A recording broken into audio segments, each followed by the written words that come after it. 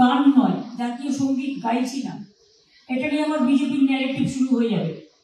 কাজ করুক বা না করুক, সারাক্ষণ নেগেটিভ, সারাক্ষণ নেগেটিভ।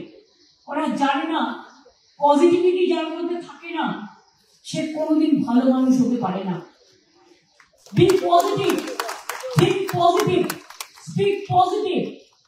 আর আপনাদের ধর্ম তো গুলিয়ে দেওয়ার ধর্ম, ধর্মটাকে নষ্ট করার ধর্ম।